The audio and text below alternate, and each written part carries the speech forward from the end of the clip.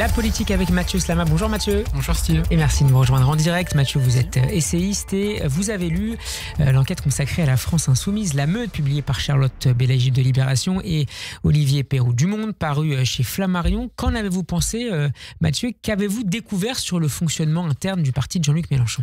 Alors, on découvre dans ce livre... Alors, il y a des choses qu'on découvre, il y a des choses qu'on savait un peu déjà, mais bon, on découvre donc dans ce livre les purges. Ça, on savait, mais la manière dont ça s'est passé, notamment les messages menaçants, les messages agressifs aux purgés, on découvre quelque chose non plus qui est très bien documenté, mais qui n'est pas non plus nouveau. C'est le culte du chef, certaines méthodes violentes, des mots blessants, des mots humiliants, une organisation, bref, qui est en somme très autoritaire. Qu'avait dénoncé ce qu'on pourrait qualifier de dissident ces derniers mois. Voilà, ce qui avait déjà été dénoncé. Avec, donc je le redis, une sorte de culte du chef un peu malsain. Et je dirais une pratique de la politique dans l'organisation qui est fondamentalement viriliste dans le rapport de force, dans une certaine violence, qu'elle soit symbolique, dans les mots, dans la manière de faire, etc. Et je pense en fait que moi, ce que je trouve très intéressant dans ce livre, c'est au-delà de la question de LFI, c'est qu'en fait, ça doit interroger la gauche, et donc nous, enfin, je parle de moi parce que je me situe dans ce camp politique, à gauche, sur en fait les pratiques virilistes de la politique qui peuvent être entretenues dans ce camp-là. Et je dis ça pourquoi ? Parce que on ne peut pas, par exemple, critiquer, enfin être progressiste et défendre une organisation autoritaire, hiérarchique comme celle-là. Donc il y a une contradiction entre le message porté par ce parti et le fonctionnement de celui-ci. Il y a une contradiction fondamentale entre le fait... On ne peut pas critiquer le capitalisme, comme le fait à juste titre, je pense, LFI, et en même temps en reproduire des schémas dans le management, dans la violence au travail, dans le harcèlement, etc., etc. Ça n'est pas possible. On ne peut pas, en quelque sorte, défendre des idéaux, des principes qui sont ceux de la gauche et faire l'inverse dans sa propre organisation. C'est impossible. Et je dis ça pourquoi aussi? Parce que à gauche, on est très soucieux de la question de comment dire, du droit du travail, de la vie au travail, de comment les organisations, les entreprises sont gérées, du harcèlement, du management, tout ça, c'est des sujets fondamentaux quand on est de gauche. Et donc, mais ce ne sont que des discours, c'est ça que vous nous dites? Pour Jean-Luc Mélenchon, que des discours. Moi, par exemple, je pense que chez LFI, il y a une vraie sincérité sur un certain nombre de combats. Je ne le mets pas en cause, mais on peut pas d'un côté dire ça et faire l'inverse en interne. C'est pas possible. Alors, certains vont dire, et je sais que par exemple, c'est une ligne de défense à LFI, c'est de dire ce qui prime, c'est l'efficacité. C'est peut-être un peu l'héritage du trotskisme, etc. J'en sais rien. Mais c'est l'efficacité qui prime, c'est comment dire, la cohésion du parti et au diable la démocratie interne. Mais moi, je crois que ce qu'on défend dans l'entreprise, ce qu'on défend dans la vie en général, ça vaut aussi dans une organisation politique. Sinon, ça n'a aucun sens. On fait de l'organisation politique une sorte de truc complètement déconnecté de tout ce qu'on défend par ailleurs. Donc ça me semble quand même...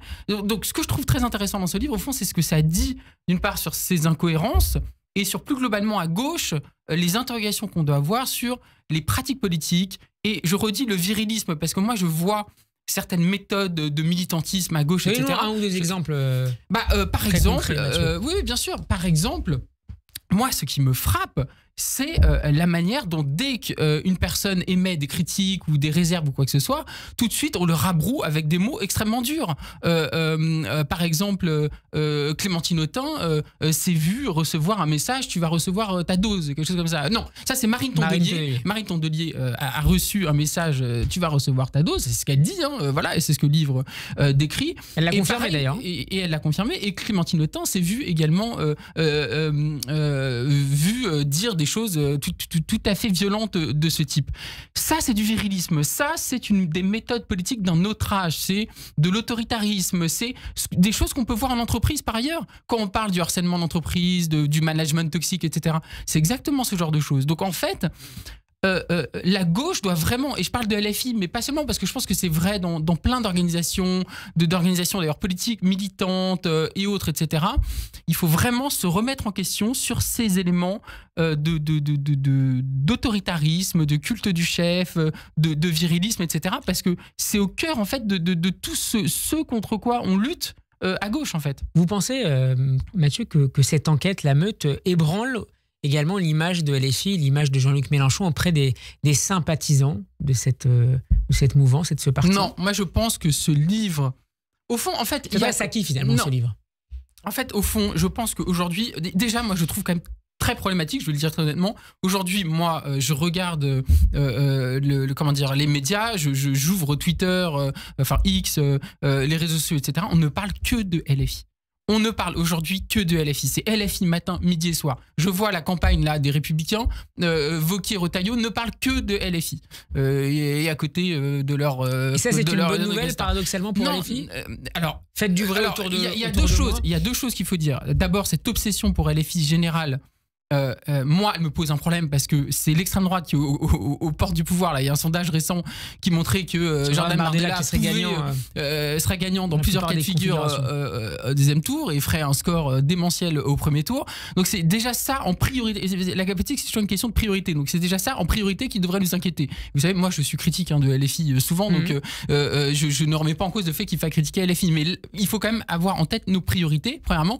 Et puis deuxièmement, oui, en fait, en réalité, je pense pas que ça va ébranler tant que ça LFI, parce que il y a aussi chez Jean-Luc Mélenchon un discours anti-système, un discours populiste qu'il assume d'ailleurs, il le dit lui-même, que au fond il est content de voir toutes ces critiques parce que ça va ramener vers lui tous les gens qui sont dégoûtés du système.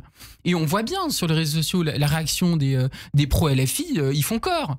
Ils sont absolument pas ébranlés par les annonces, par les etc.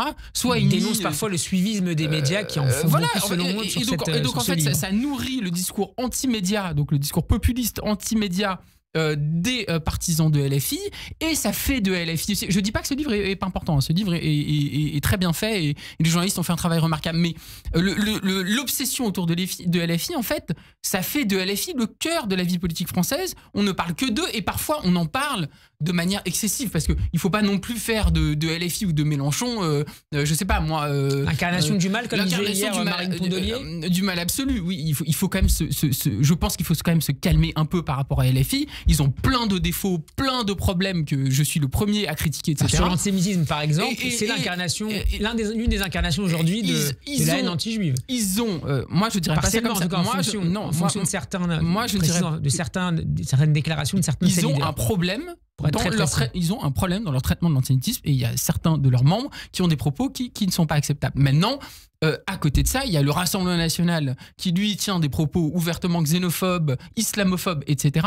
Et c'est eux qui sont en train d'être aux portes du pouvoir. Donc, faisons quand même attention à cette logique, et je finirai là-dessus si j'ai encore un peu de temps, mais oui, de finalement faire... On est en train, en fait, là, de faire une sorte de front républicain général contre LFI. On est en train de faire de LFI le nouveau Front National, le nouveau Rassemblement National, le pestiféré de la politique française.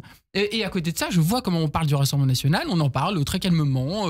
Pas que. Oui, mais ils sont beaucoup moins diabolisés qu'avant. Leur stratégie de dédiabolisation est en train de fonctionner, malgré, en effet, les procès, etc., qui peuvent leur tomber dessus, etc. Mais faisons attention. C'est important de mettre en exergue ce qui ne va pas chez LFI. Il y a beaucoup de choses qui ne vont pas, etc. Mais ayons en tête aussi que c'est pas... le vrai parti anti-républicain, pardon de le dire, c'est le Rassemblement national. Et j'ai l'impression qu'en fait, tout ce qui se passe aujourd'hui autour de LFI, etc., d'une part, en effet, ça mobilise la base de LFI autour du chef et autour d'eux, etc. Et puis de l'autre côté, ça contribue aussi à mettre de côté le Rassemblement national, tous les problèmes qu'ils ont, les discours inacceptables qu'ils tiennent, les personnalités absolument pas fréquentables qui existent en leur sein, etc., etc. Mathieu, un peu de politique fiction pour terminer. Est-ce que la France insoumise pourrait survivre, selon vous, au retrait d'une manière ou d'une autre le jour venu de Jean-Luc Mélenchon? Est-ce qu'à l'instar d'Emmanuel Macron, il y a un problème aussi d'héritage? Alors, il faut reconnaître une chose à LFI, c'est une bonne question, parce qu'en effet, c'est un parti qui est entièrement organisé autour de Jean-Luc Mélenchon, qui est une personnalité, il faut dire, d'une profondeur, d'une intelligence extrêmement stratège, il faut lui reconnaître ça. Donc, évidemment que sans Jean-Luc Mélenchon, LFI ne serait pas LFI. Néanmoins, il faut reconnaître à LFI une chose, c'est qu'ils ont mis en avant beaucoup de personnalités. Je veux dire, je ne connais pas beaucoup de partis aujourd'hui en France qui mettent autant en avant des personnalités, que ce soit des Antoine Léaumont, des Clémence Guettet et d'autres encore qui ont Manuel Bompard et puis Mathilde Panot. Enfin, il y a plein de personnalités au sein de LFI qui ont une... Plein, on en connaît 4-5 figures sont connues par le grand public. Oui, bien sûr, mais en tout cas, il y a beaucoup de personnalités qui sont mises en avant, qui sont médiatiques, qui sont, en tout cas, qui ont un vrai poids politique aujourd'hui en France et donc aussi au sein de LFI. Donc, de toute manière, LFI, même si Jean-Luc Mélenchon perdait la prochaine présidentielle et se retirait, LFI ne disparaîtrait pas du tout parce qu'il y a une relève. Ils ont aussi un institut de formation qui s'appelle l'Institut La Boétie qui forme les militants, etc. et de manière très assidue. Et ils ont une vraie organisation, une vraie capacité de formation, etc. Donc, c'est un parti qui est là pour durer. Voilà. Maintenant, c'est vrai que sans Jean-Luc Mélenchon, le poids politique n'est plus le même. Ça, c'est une évidence. Merci beaucoup Mathieu Slama d'avoir été avec nous. Bon après-midi et à la semaine prochaine. Merci.